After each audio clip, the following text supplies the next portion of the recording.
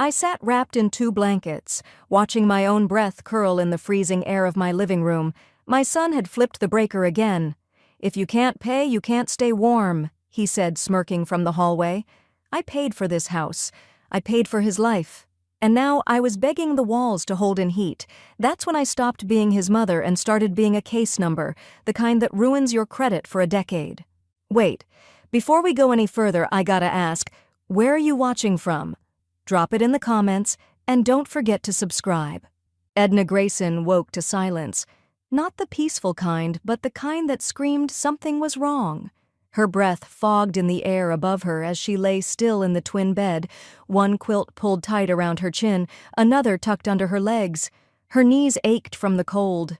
The old duplex walls groaned faintly with each gust of Minnesota wind, but the usual hum, the steady exhale of the furnace, was gone. She sat up slowly. The air bit her skin as she swung her feet to the floor. Her slippers felt like ice packs. Something had happened. She shuffled down the narrow hallway, one hand bracing the wall for balance, the other clutching her robe tighter. The thermostat in the living room was blank, dead. No blinking numbers, no soft click from the vent overhead, just a quiet so sharp it rang in her ears. She crouched beside the basement door, knees creaking as she gripped the cold brass knob. The wood of the door was frigid against her fingers. She opened it and peered down the narrow stairs. Darkness. She hadn't brought a flashlight, but she didn't need one. She'd lived here long enough to know the route by memory. Each step groaned under her weight as she descended. When she reached the bottom, she flicked the breaker panel open. The furnace switch had been flipped. She knew she hadn't touched it. The room smelled of dust and metal and something else, like spite. She flicked the switch back on and heard the faint whir of power. Back upstairs, she tried the thermostat again. Still nothing. She turned around and nearly jumped. Martin was standing in the hallway behind her, barefoot, wearing one of her old sweatshirts. He leaned against the doorframe like he'd been waiting. "Heat's off," she said, voice steady. Martin gave her that crooked smile, the one that never reached his eyes. "Yeah, well, you're behind on money again. Maybe it's time you figured things out without leaning on me." She stared at him, unblinking. "I haven't asked you for anything." "You live in my house," he snapped. "You eat food I buy. You use utilities I pay for. You're lucky I don't start charging you rent." From behind him, a voice floated in. Lana, smug and syrupy. "Think of it as practice for the nursing home. Bet they don't even let you control the thermostat there." Martin chuckled. Edna turned away without another word. No use fighting frost with fire. She walked back to her bedroom, wrapped herself in 3 layers, and crawled under the blankets like she was burrowing into herself. She didn't cry. Her hands trembled, but not from sadness, just cold and control. She wouldn't give them the satisfaction. Hours passed. She sipped lukewarm tea she'd made by heating water on the stovetop. Her fingers had turned red from handling the kettle. Her breath still fogged the air inside her own home. A sharp knock rattled the front door. Not Martin's lazy tap, not Lana's rhythmic fingernails. This was firm and impatient. Edna opened it a crack. Dolores Kincaid stood on the stoop, shoulders hunched against the wind, coat zipped to her chin, eyes blazing. Her gray curls poked out from under a knit cap, her gloved hand clutching a plastic grocery bag. "You look like a damn snowman," Dolores said, pushing past her. "Why is it freezing in here?" Edna closed the door behind her. "Furnace isn't working." Dolores narrowed her eyes. "Not working, or someone decided you don't need heat?" Edna hesitated. "Breaker was flipped." "Uh-huh," Dolores muttered, already storming into the hallway. "Where is he?" "Sleeping, maybe." Dolores dropped the bag onto the table.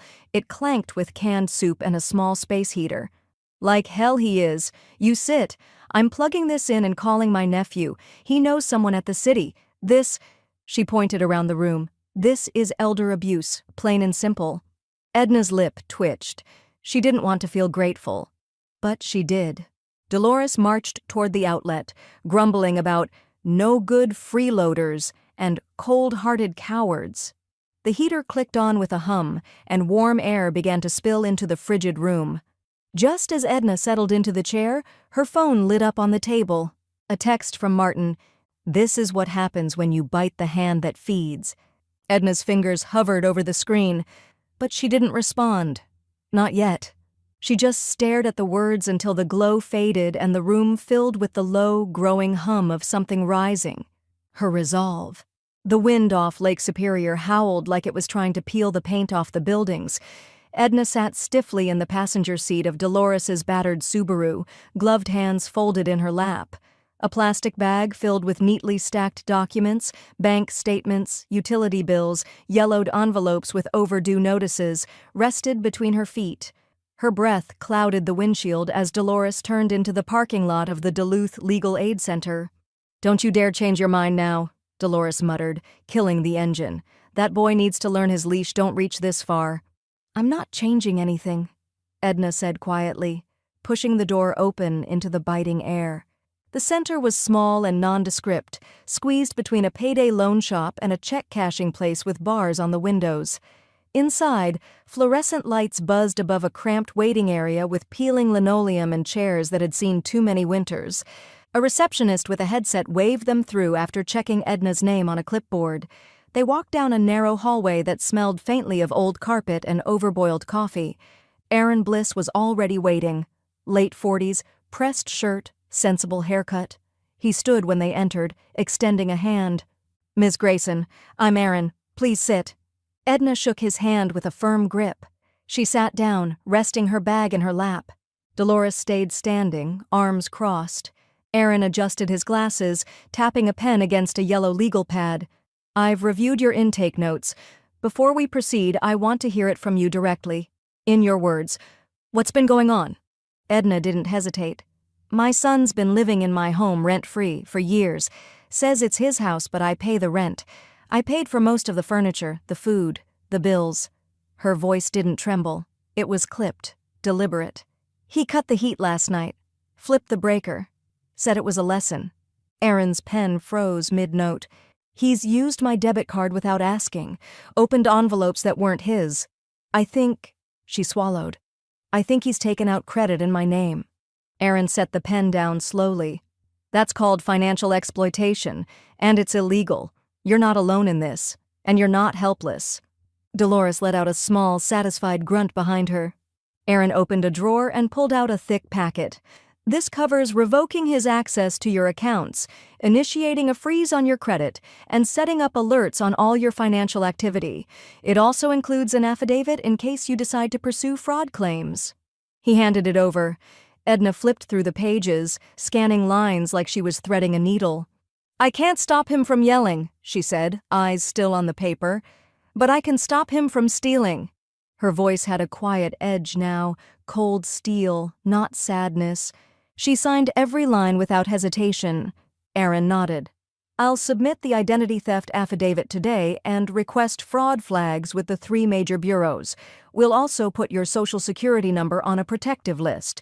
That way, if anyone tries to open credit in your name, they'll hit a wall." Edna folded her hands again. "Good."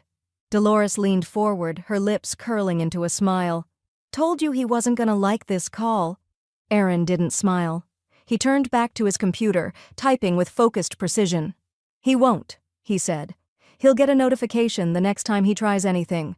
A notice saying, 'This account is locked pending investigation.'" Edna reached down, adjusting the strap on her bag. "Let him read that." Aaron glanced up.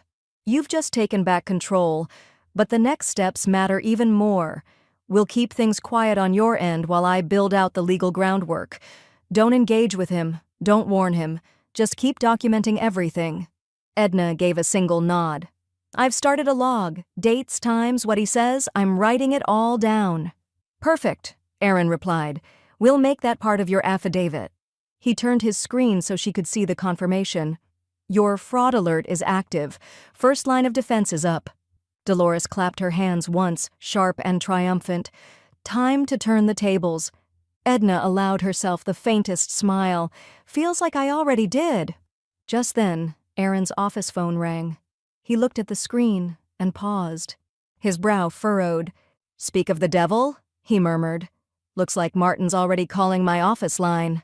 Dolores smirked. "Well now, that didn't take long." Edna didn't flinch. She pulled her coat tighter and met Aaron's eyes. "Don't answer it." The silence was colder than the air. Edna stirred a chipped mug of tea slowly, her hands wrapped around the warm ceramic like it was a fragile ember.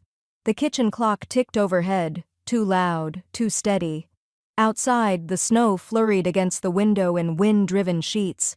Inside, the space heater Dolores had loaned her buzzed in the corner, filling just one room with bearable warmth.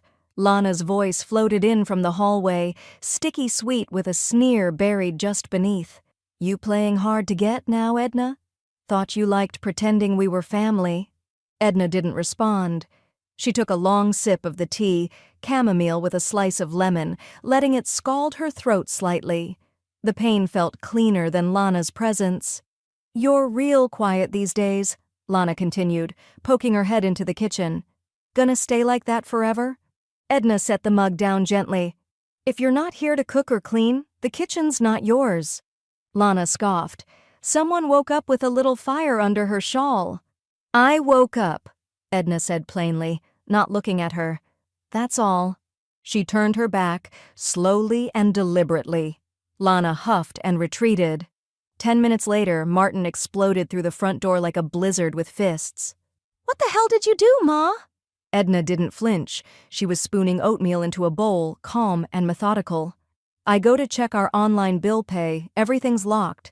Says there's a fraud alert. Then I call the bank and they say you reported suspicious activity." His voice cracked, outrage tainted with disbelief. Edna set the spoon down. "I did." Martin blinked as if she'd struck him. "What is this? Some sort of punishment? You think you're going to teach me a lesson?" "I think I'm done letting you teach me yours." His fists curled. "You've forgotten how much I've done for you." "I remember exactly how much." He pointed a trembling finger at her. "You better fix this. You're gonna respect me or—" She stepped past him without a word, oatmeal bowl in hand. Didn't touch him, didn't even look him in the eye, just walked down the hall, opened her bedroom door, and shut it behind her like closing a vault. Inside, she set the bowl on the nightstand and pulled her notebook from the drawer. She wrote in clean, tidy cursive, "January 10th, 3:42 p.m. Martin entered yelling, "Accused me of financial sabotage, threatened consequences, no physical contact, witness, Lana." She flipped back to previous pages, each one dated, timed, methodical. The log was growing, and so was her clarity. Her cell buzzed. "Aaron," she answered in a whisper. "Don't engage," he said. "I know it's hard, but silence is strategy. Let the paper trail speak louder than your voice." "I'm logging everything." "Good. Keep it steady. This is the part where they escalate. Let them. You're not alone." She hung up and tucked the notebook back into the drawer, locking it this time. A knock came at her bedroom door, gentler this time. "Edna?" Dolores's voice. She opened it. Dolores stepped inside with a second space heater tucked under one arm and a bag of groceries under the other. "Brought another one. Told my nephew what's going on. He said to keep the receipts and keep safe. You okay?" Edna nodded. "I will be." They set the heater up by the window. The warm air filled the room slowly, pushing back the frost clinging to the corners of the glass. Edna pulled a blanket over her lap, hands steady now, mind sharp. "You want me to stay a while?" Dolores asked. "No," Edna said gently. "I need to hear them without reacting." Dolores nodded, eyes flinty. "You want me to accidentally spill coffee on his Xbox? Just holler." Edna almost smiled. "Not yet." They shared a long look.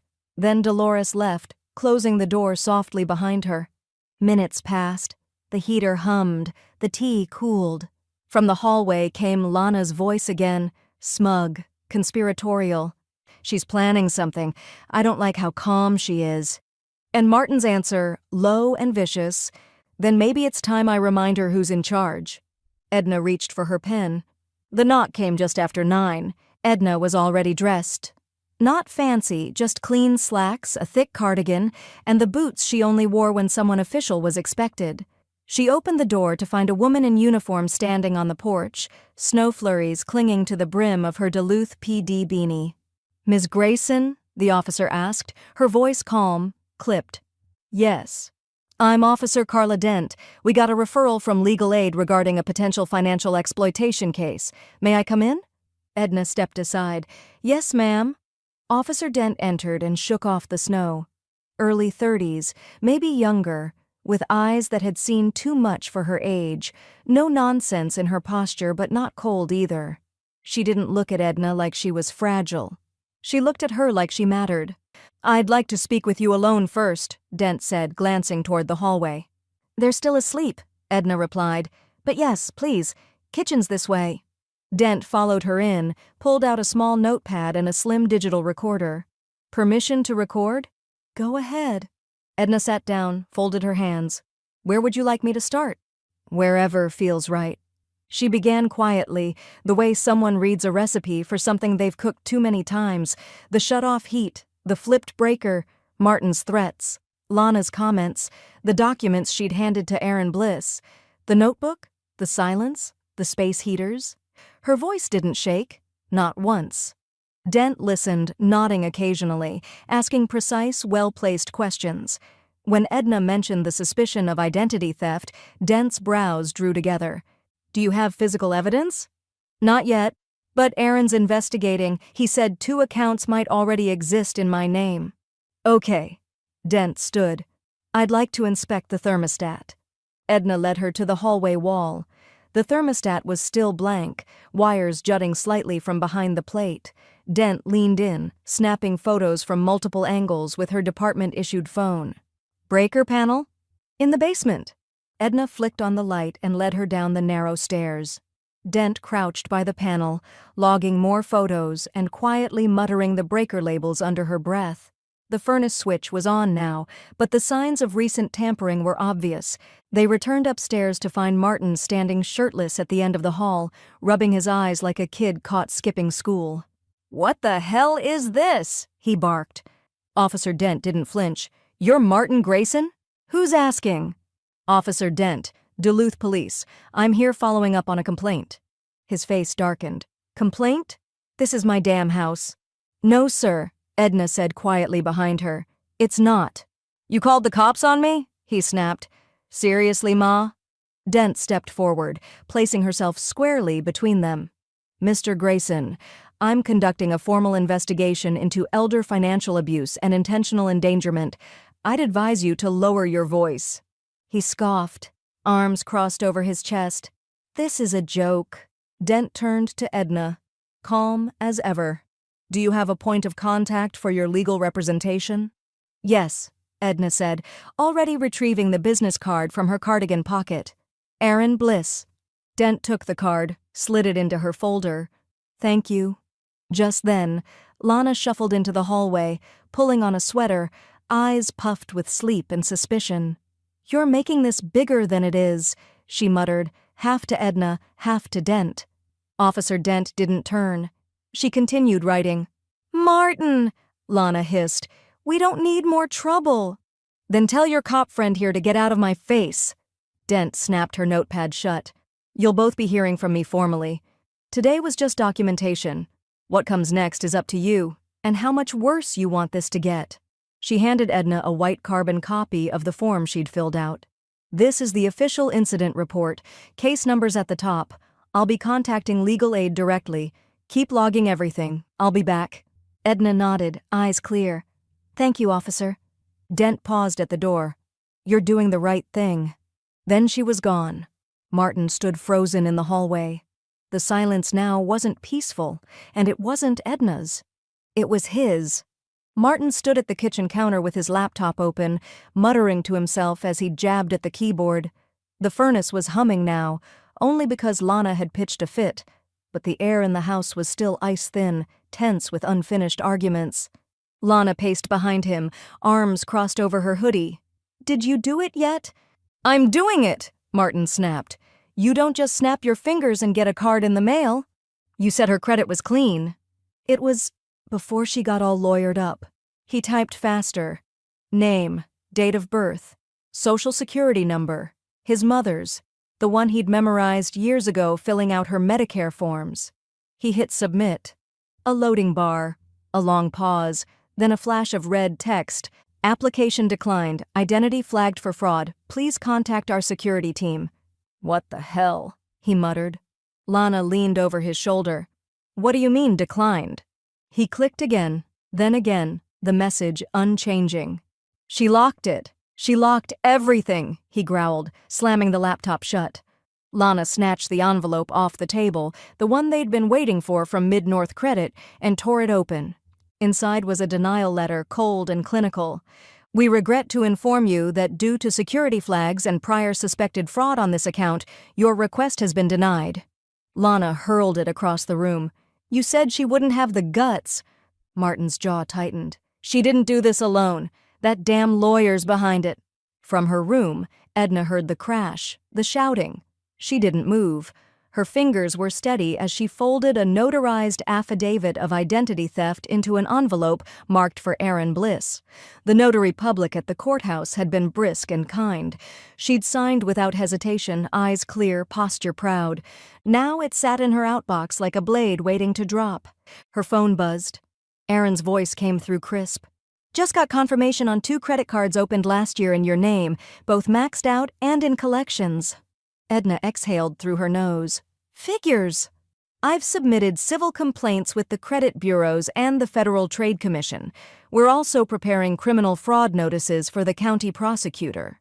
Thank you, she said, her tone flat but resolute. I want a full freeze on everything tied to my name. You've got it. She hung up and reached beneath her bed, pulling out the fireproof box Dolores had given her. Inside were her passport, birth certificate, insurance cards, every essential document, now sealed in thick plastic sleeves. She checked each one again, then snapped the lock shut. A knock tapped against her door. Come in. Dolores stepped inside, snow still melting off her boots. She held out a coffee tin. Not coffee, she said. Cash. $1,700 I've been squirreling away since Frank passed. You'll stash it in your spot, not the bank, in case they try to cut off anything else. I can't take— You're not taking, Dolores interrupted. You're protecting. There's a difference. And your son's not gonna learn it anytime soon. Edna nodded, lifting the lid. Neatly rolled bills, all 10s and 20s. Dolores reached into her coat pocket and handed over 2 laminated copies of Edna's driver's license and social security card. Printed at the library under my account, just in case. Edna set everything on the desk beside her growing evidence pile. You think he knows he's already lost? She asked softly. Dolores tilted her head. Not yet, but he's starting to smell the smoke. Down the hall, another shout. A thud. A slammed door. Martin's voice, low and venomous. She thinks she's clever. Just wait. Edna picked up her pen, opened the notebook again. January 12th, 4:08 p.m. Application attempt failed. Screaming ensued. Lana present. Threatening tone. Suspect retaliation brewing. She drew a small star next to the word retaliation. The heater ticked once, then clicked louder than usual. Outside, the mail truck rolled past. Inside the mailbox, a second denial letter, this time from a different bank. And tucked in between the folds of the envelope, unnoticed by Lana, a plain white card addressed to Edna Grayson, confirmed fraud victim notification. The call came at 8:07 a.m., just as the sky turned from black to steel gray outside Edna's window. Good timing, Aaron said on the other end. I just killed a loan application. Edna sat up straighter in her chair. Another one? Different bank, submitted 2 days ago. Same name, your social, fake email, new address. His, not yours. But your affidavit? Nailed it to the floor. Will it show up on my credit? Not anymore. I submitted suppression notices this morning, and I've escalated your case with the state's Financial Crimes Task Force.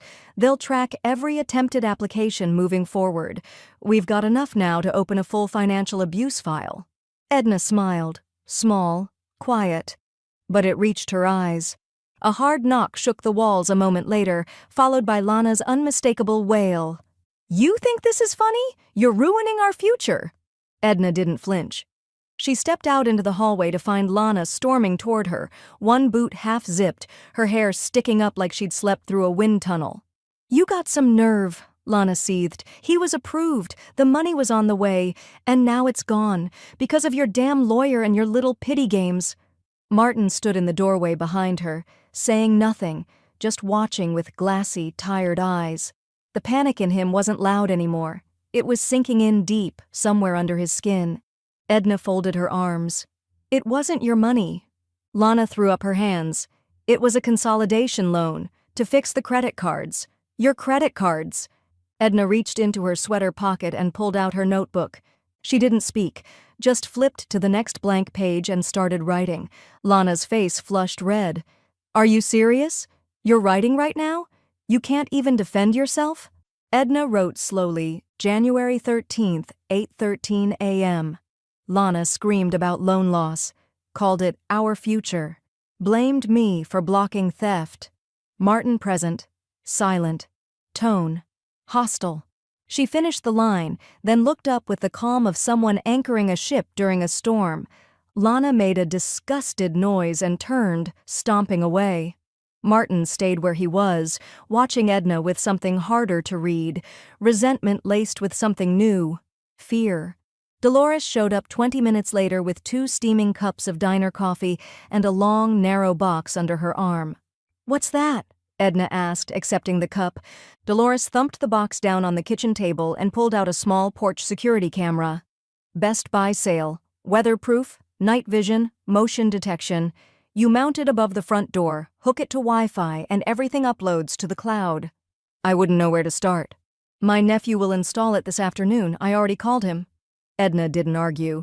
She just stared at the sleek black lens, imagining it blinking back at her son the next time he tried to raise his voice at her door. By noon, Aaron texted, starting draft on restraining paperwork, dual purpose, asset protection and domestic safety, Officer Dent looping in today.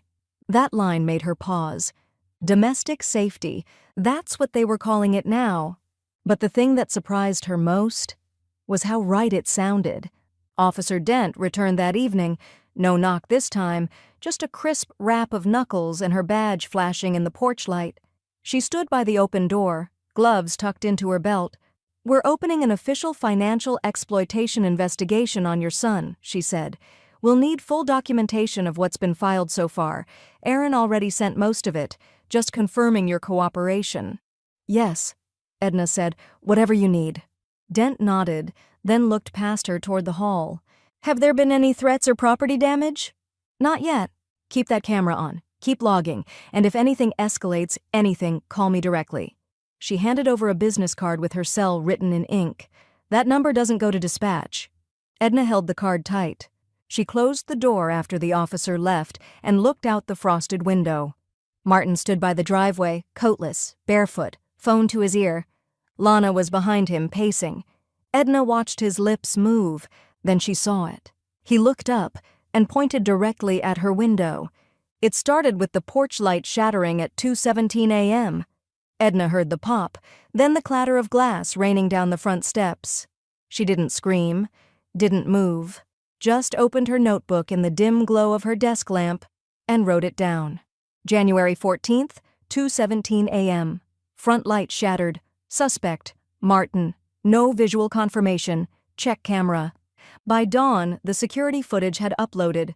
Clear as daylight. Martin in a hoodie, a snow shovel in hand, swinging up at the fixture with all the grace of a teenager vandalizing Halloween decorations. Dolores was at her door before sunrise with her coat still unzipped and a thermos of coffee steaming in hand. You're not gonna believe this, she said, breathless. You're on Nextdoor. What's a Nextdoor? It's like Facebook, but angrier. Listen, someone down the block saw Martin stomping around last night and uploaded your porch cam footage. Tagged it. Man caught breaking his own mother's property after freezing her out. People are furious. She pulled out her phone and turned it to Edna. There it was. Grainy night footage. Martin's face turning toward the camera as the light above shattered, followed by a comment thread 300 posts long. Words like, disgusting, arrest him already, and I shoveled her walk last winter. She's sweet as pie were being flung like confetti. By noon, the post had gone semi-viral across Duluth's small social media bubble.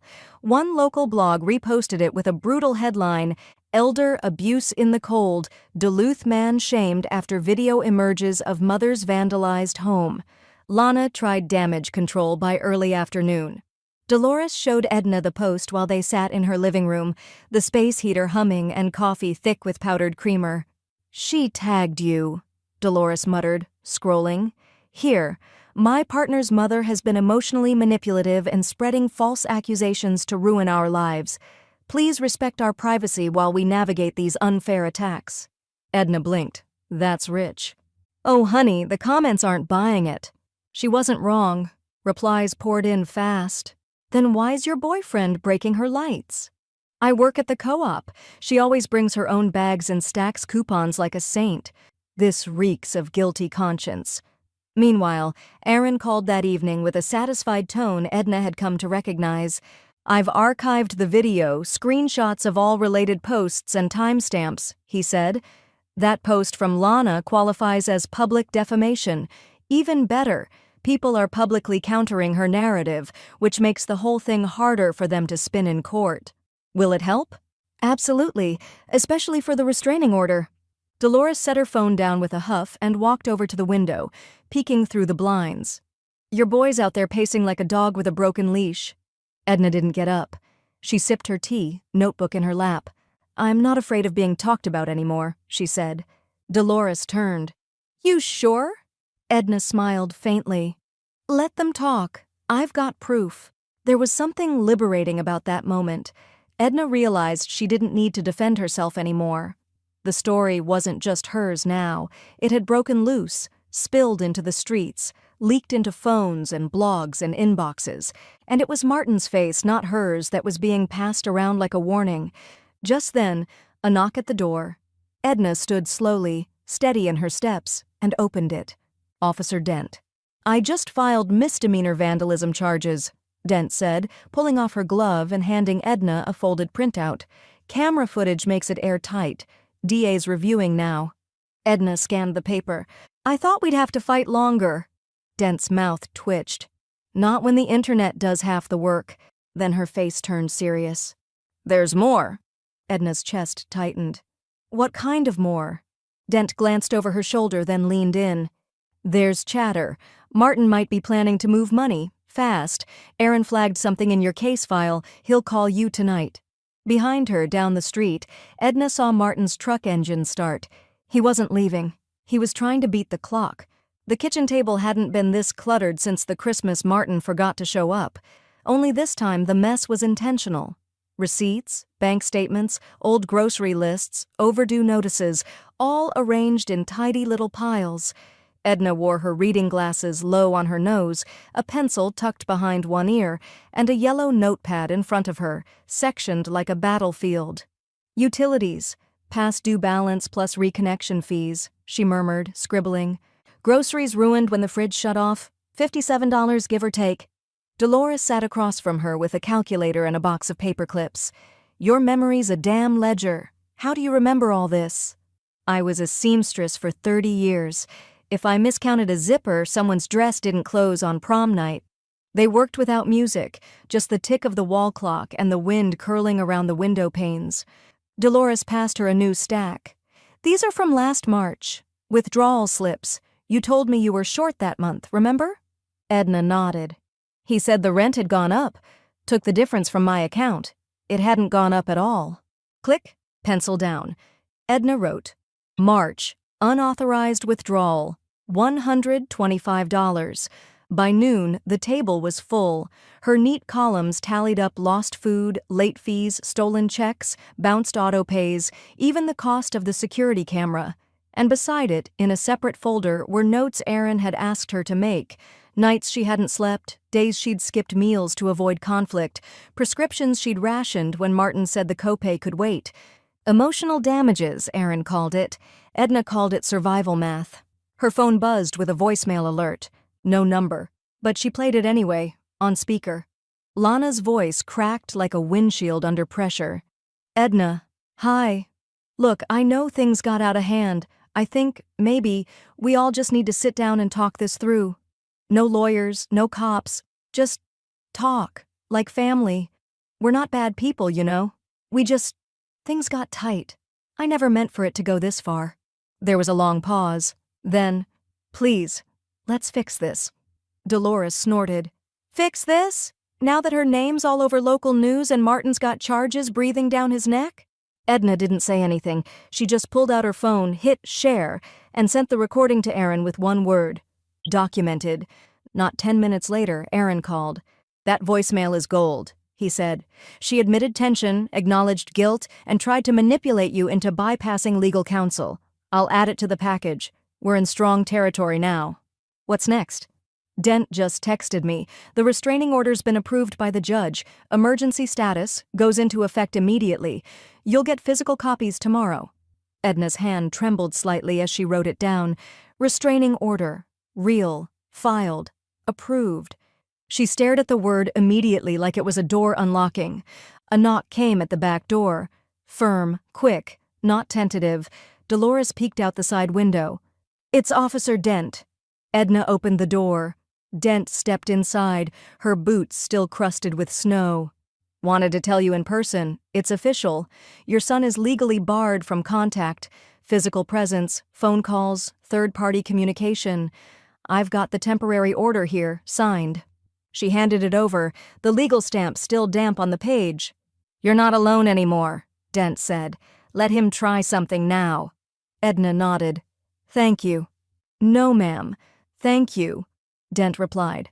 Not many people follow through this far. As she turned to leave, Edna asked, Do you think he knows? Oh, Dent said, glancing over her shoulder. He knows? Later that night, Edna sat by the window, journal open, columns totaled. $3,894.17, documented financial damages. 3 police visits, 1 restraining order, 1 neighborhood that now knew exactly who she was and exactly what he'd done. The porch light was fixed now, and under it, Dolores had placed a motion-activated sign she ordered from the hardware store. This property is monitored and protected. Edna sipped her tea, flipped her notebook shut. Then her phone buzzed again. This time it wasn't Lana. It was Martin, blocked caller. 1 voicemail. She tapped play, and all it said, his voice gravel-thick, angry, scared, was, You think you've won? This isn't over. The Duluth County Courthouse wasn't grand, just a block of aging concrete with too much salt on the steps and fluorescent lights that buzzed like irritated hornets. But on that morning, the courtroom itself felt heavy, not with history, with eyes. Edna walked in beside Aaron Bliss, spine straight, jaw set, wearing her navy wool coat and the pin her husband gave her the year Martin was born. She didn't need armor. Her people had already shown up. Dolores sat in the second row, lips tight and eyes bright. Behind her were 5 neighbors from the duplex block. Her church deacon, one of the librarians who used to help Edna print coupons on Saturdays. The retired janitor from the credit union who brought a thermos of tea and passed it to her with a nod.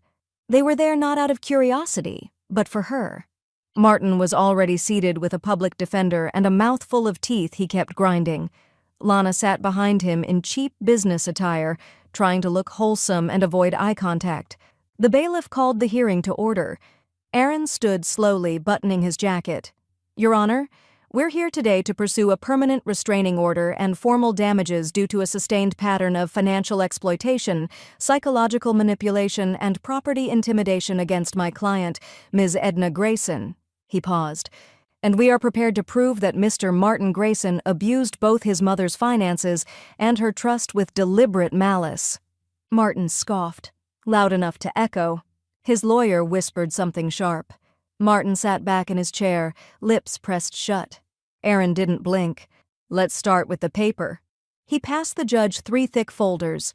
These include documented withdrawals, screenshots of fraudulent applications, identity theft affidavits, and video evidence of property vandalism.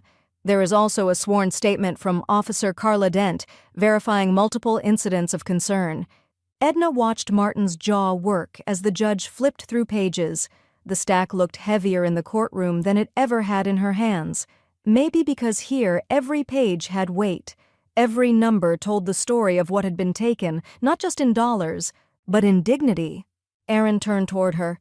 Ms. Grayson, please take the stand. She rose. Her feet felt steady, her voice stronger than she expected as she was sworn in.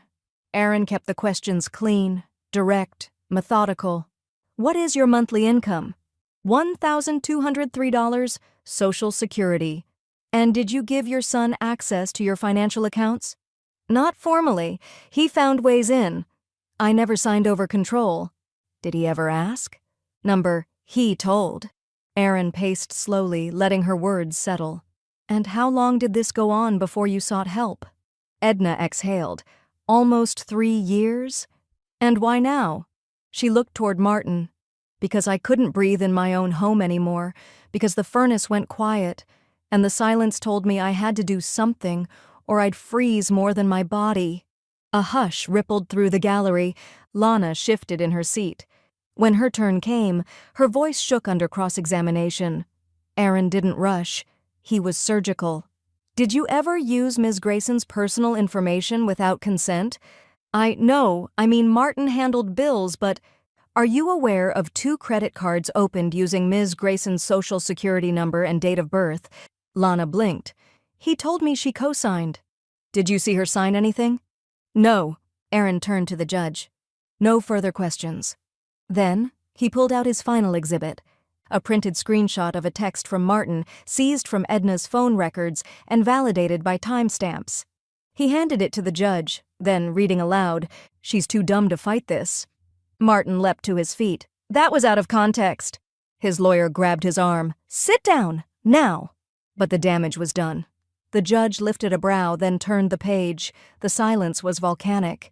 Aaron looked to Edna. She nodded, barely.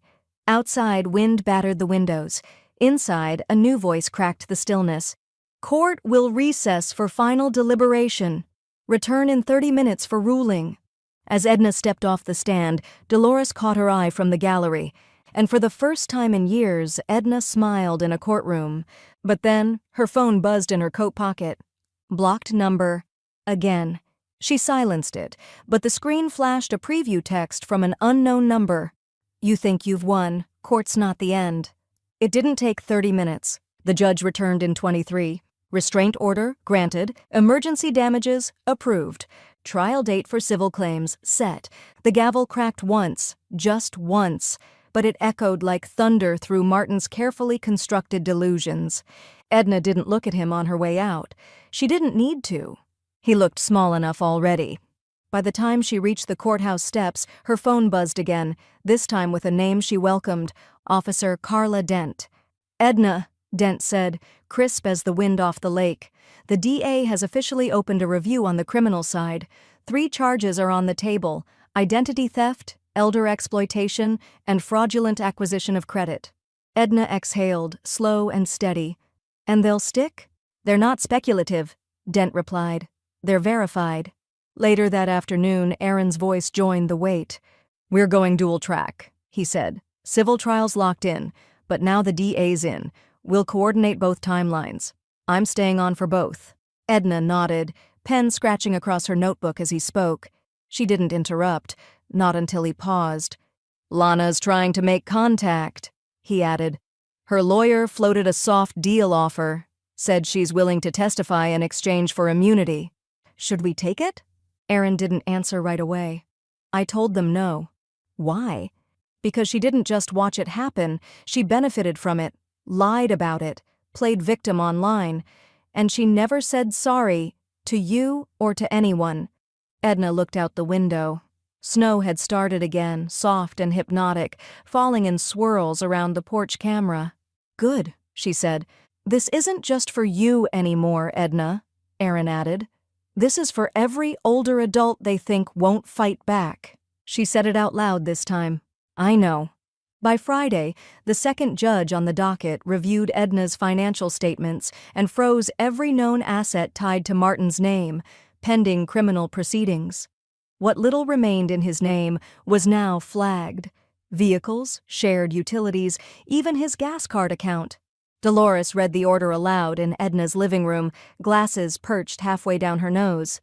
"Emergency asset protection granted until resolution of case." That's legal speak for, Martin just lost his toys. Edna smiled behind her mug. Hope he kept the receipts. That same day, across town, Martin arrived 10 minutes late to his job at Twin Pines Storage. His manager, a weary man who mostly ignored drama, was waiting in the break room. "Hey," he said, holding up a large manila envelope. "Guy in a suit just dropped this off. Told me to give it to you."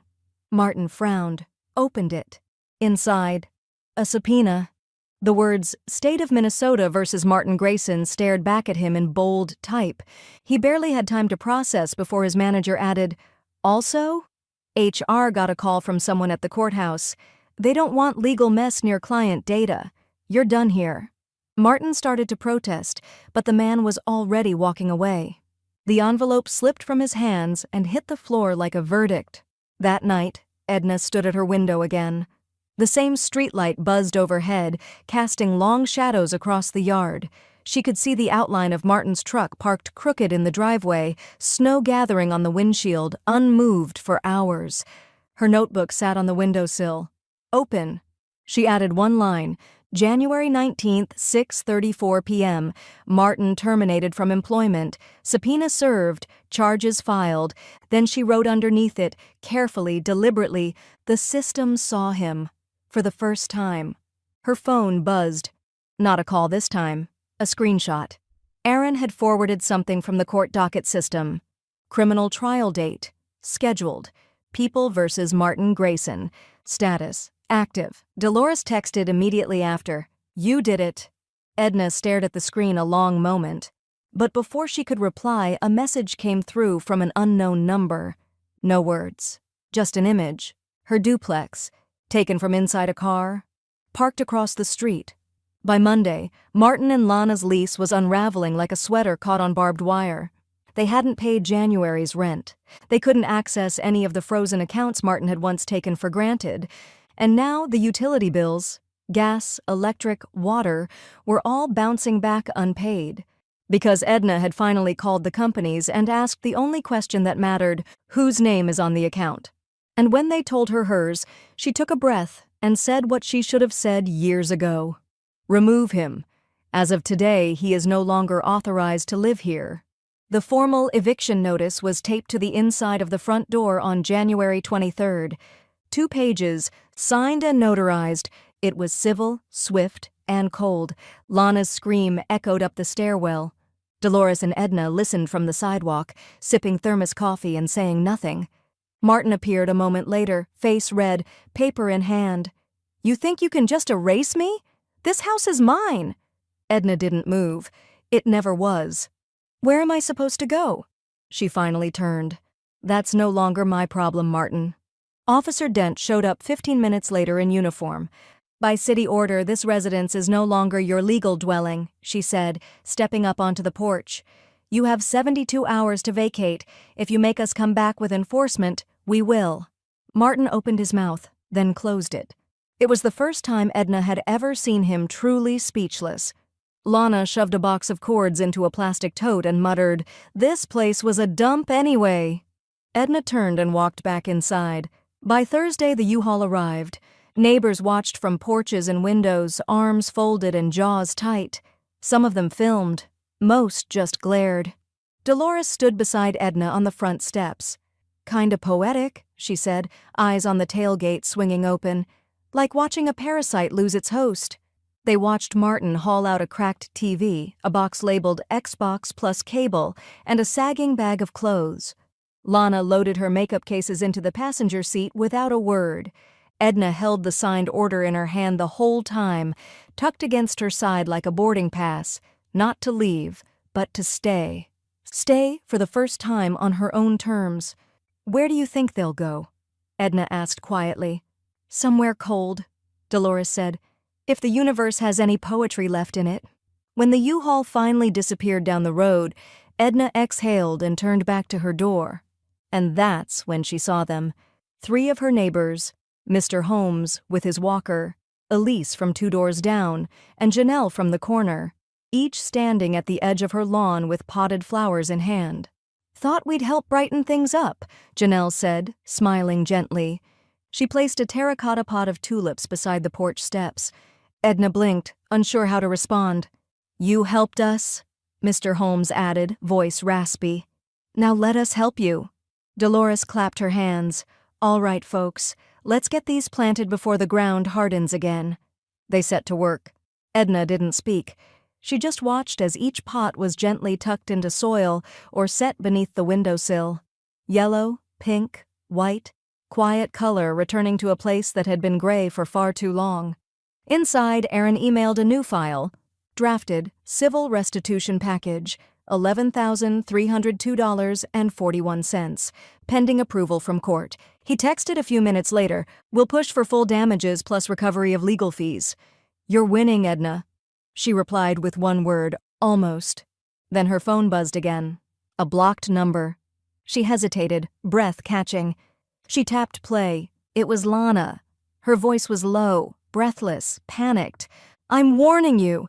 If you don't drop this, Martin's going to make it right himself." A beat, then a whisper. "He's not stable anymore." Edna froze. Dolores saw the change on her face. "What?" Edna handed her the phone. Dolores listened, then looked up. "Time to finish this?" Edna didn't reply. She stared at the phone for a long time after Lana's voice cut out. Panicked, broken, and worse, honest. But the warning had no power now. Not because it wasn't real, but because she'd decided it wouldn't own her. She tapped the screen and opened her contact list. Martin Grayson blocked. Lana T, no voicemail, blocked. The silence afterward was clean. Cold, but cleansing. Like the air after a blizzard. She slid the phone across the table and turned to her notebook. January 25th, 10:02 a.m., threatening voicemail received from Lana. Implication of physical harm. Language, "He's not stable anymore." Logged and saved. Then, she emailed the audio file to Aaron with a 2-word subject line, "Next move." The reply came fast. "Uploading it to the court record now. It'll support the criminal charges and reinforce the civil case. The judge will see the escalation. You've done everything right." And beneath that, "We're almost there, Edna. Hold your ground." She read it twice before closing the laptop. That night, Dolores showed up with 2 covered casserole dishes, a half-empty bottle of boxed wine, and a mission. "Tonight we don't talk about that man," she declared, setting the table with the determination of a field general. "Tonight is the Warm Again dinner, first annual. You're hosting. You survived the freeze. Time to celebrate." Edna opened her mouth to protest, then smelled the baked mac and cheese. She closed it again. By 6 o'clock it was just the 2 of them, candles lit, space heater humming in the corner. A gentle golden glow spread through the living room. It was the kind of warmth you didn't buy from a utility company. It was made from survival and choice. They ate in near silence at first, then slipped into laughter that started soft and turned sharp, the way old friends do after finally exhaling years of tension. "I swear," Dolores said, refilling her wine, "if that boy ever shows up again, I'll hit him so hard with my handbag they'll find my retirement coins in his teeth." Edna chuckled. "That bag weighs at least 12 pounds. 12.5, Dolores corrected proudly. The 2 women clinked mismatched glasses. The heater buzzed in approval. The next morning, Edna stepped onto her porch with her robe pulled tight and coffee steaming in her favorite mug. World's okayest mom, a gag gift from Martin in one of his rare good years. The flowers her neighbors planted hadn't bloomed yet, but they were still upright, dusted with frost like tiny promises of something better. She leaned on the railing, breathing in the snow-laced air. The street was quiet. No truck, no movement, just the whisper of wind and the distant hum of traffic. For once, her world was still. Until Dolores knocked on the window, waving her phone like a beacon. "You've got to see this," she called. "Lana's at it again." Edna stepped inside and followed her to the couch. Dolores scrolled through her feed to a new post. "You all believe what you see online. None of you know what really happened. We're being harassed, silenced, lied about. I lost everything because of a bitter woman and a lawyer with an agenda." The comments had already turned. "You abused her. She's the reason you had heat. Don't rewrite history. You're lucky this isn't jail time, too." One reply read simply, "Let her be. She earned her peace." Dolores sighed. She really doesn't know when to quit. Edna didn't reply. She opened her phone and took a screenshot of the post, then forwarded it to Aaron with a caption. New post. Defamation continues. He replied 5 minutes later, already filed. Every word she types builds your case. Let them talk. You're protected now. Edna stared at those last 4 words. You're protected now. For the first time in a long time, she believed them. That night, she turned in early. No texts, no voicemails, no pacing outside, no shattered lights, just a clean, warm room. She fell asleep with the heater buzzing softly and her notebook still open beside her bed. But sometime just past midnight, the porch motion sensor pinged on her phone. She blinked awake and checked the camera feed. A figure in a hooded coat stood just outside the gate, facing her window. Then slowly, deliberately, the person raised something in their hand. The lens caught the glint of metal, and the video feed froze. The courtroom was warmer this time, not because they'd fixed the heating, but because the weight Edna carried for years was no longer pressing on her chest. She sat in the front row beside Aaron, wearing the same navy coat, her hands folded tightly in her lap. The courtroom was smaller than the last, more intimate, less spectacle, but that made it harder for the liars to hide. Martin entered late. He looked like a collapsed version of himself. Same coat, but threadbare now. No tie, no Lana, just his court-appointed attorney and a stack of manila folders he didn't seem to recognize. Edna didn't look at him when he entered, but Dolores did. She sat behind Edna with arms crossed, her expression unblinking. If Martin had looked in her direction, the look might have singed his eyebrows. The judge entered promptly at 10:02 a.m. All rise, the bailiff called. The judge adjusted her glasses and spoke clearly. After full review of submitted documents, video evidence, financial records, and witness testimony from both law enforcement and the plaintiff, this court rules in favor of Ms. Edna Grayson. Aaron didn't move. He simply looked down at his notes and exhaled. The judge continued. Mr. Martin Grayson is hereby ordered to pay full civil restitution in the amount of $11,302.41, plus interest and legal fees. He is also subject to a permanent restraining order effective immediately and is barred from opening any lines of credit, loans, or financial accounts under his name or any other for a period of 10 years. Martin's head snapped up. You can't do that, he muttered. The judge barely acknowledged him. Additionally, this court finds sufficient grounds for the defendant's actions to qualify as civil elder financial abuse. A formal civil penalty of $5,000 is assessed. Martin's mouth opened again, but this time even his attorney didn't look at him. Then the judge paused, flipping a page. One more matter. She glanced at the side table. Ms. Lana Thompson was found complicit in the concealment of financial abuse, online defamation, and attempted interference with judicial proceedings. While not present here today, her employment verification for a pending job background check was returned incomplete due to court record flags. Aaron leaned over and whispered, "That's why she didn't show." Edna didn't respond. She just sat still as the weight redistributed itself, no longer crushing, now stabilizing. The gavel dropped once. Court adjourned. Outside, the air was crisp but calm, not a storm in sight. Aaron handed her a sealed envelope, his voice light. Certified court ruling. You keep this somewhere safe. She turned it over in her hands. It felt heavier than paper. Officer Dent approached a moment later in plain clothes, coat zipped up to her chin and boots dusted with salt. Congratulations, she said. I've been on the force 12 years. Never seen someone document this well. You set a blueprint, Edna. I didn't want a blueprint, Edna said, her voice soft. But now it exists, Dent replied, so someone else doesn't have to break alone. Then she saluted, casual but with meaning, and walked toward her cruiser. Dolores waited on the courthouse steps.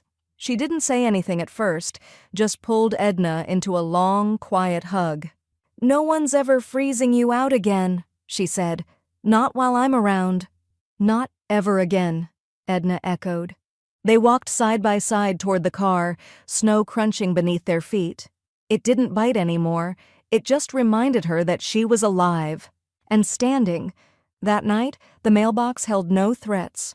Just a letter from the Department of Consumer Protection, notification of freeze implementation, Edna Grayson, protection lock, enacted. Duration, permanent. Scope, all consumer reporting agencies. Status, secured. She read it 3 times, then folded it with precision, placed it in a fresh file folder, and tucked it into her drawer behind the notarized affidavits, the police reports, and every page of her handwritten notebook. After, she walked out to the porch, with a blanket draped over her shoulders. The tulips were starting to green beneath the frost. She didn't hear the truck anymore. Didn't need the camera alerts. But she kept the porch light on, not out of fear, out of defiance. Her phone buzzed once more. An unknown number, no message, just silence. She didn't answer. She didn't need to. Because now the silence was hers. The new furnace clicked on with a soft whir that sounded more like dignity than heat. It had arrived on a Tuesday, installed by a team of techs who didn't rush, didn't mansplain, didn't question why every document had her name and no one else's. The invoice was clean, the financing, hers alone. The ownership, undisputed.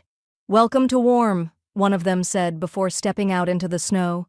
Edna stood beside the sleek metal housing in the basement, fingers grazing the edge like it was something sacred. There had been so much cold, not just temperature, but silence, dismissal, the kind of chill that sinks into your bones and tells you you're not supposed to fight back. Now warmth filled every vent, every corner of her house, with one unmistakable message: "This is yours." 3 weeks later, Edna sat behind a folding table at the Duluth Utility Help Center, stapling flyers for the Winter Relief Rebate Program. It wasn't glamorous work, nothing flashy, but she liked the pace. The people who came in didn't ask for much, just clarity, someone to explain forms, translate jargon, listen. She knew the power of being listened to. "You're good at this," said Linda, the volunteer coordinator. "You ever do intake work before?" Edna smiled gently. Number just life. Her phone buzzed in her pocket. A new comment on the blog post Dolores had begged her to write last week: "How I fought back in a house I once paid for."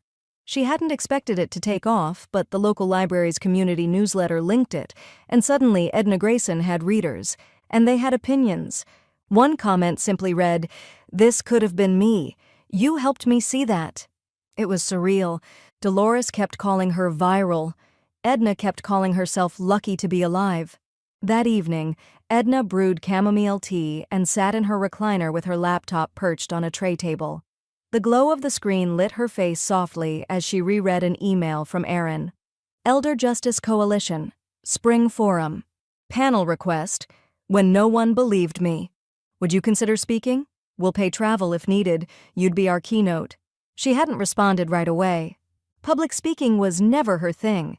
Even as a young woman, she avoided microphones the way other people avoided root canals. But something about the title gnawed at her in a good way, like healing itched before the skin smoothed out.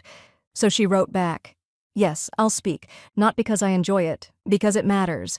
The event was held in the community college auditorium, a modest space with plastic chairs and coffee too strong for anyone under 60. Edna wore the navy coat again, this time with a pin that said, "Every dollar matters." Dolores sat in the front row and mouthed, "You've got this like a stage mom with a secret flask." Edna approached the podium with her notes trembling slightly in her hands. She didn't read them. She just spoke. "I thought silence was safety, that not rocking the boat would protect me, but the boat was already sinking, and the hands I thought would save me were stealing the life raft." A pause. The room held its breath. "I'm not here to be inspirational. I'm here because justice only works when someone refuses to back down. And I'm not backing down." Thunderous applause followed her off the stage. Later in the hallway, a young woman with streaks of purple in her hair stopped her. I've never told anyone what happened with my uncle, but after today I might. You gave me courage." Edna didn't flinch. She simply took her hand. "You already had it. You just needed a mirror." That spring, the tenant board elections took place for the Neighborhood Housing Advisory Council. Edna's name was on the ballot.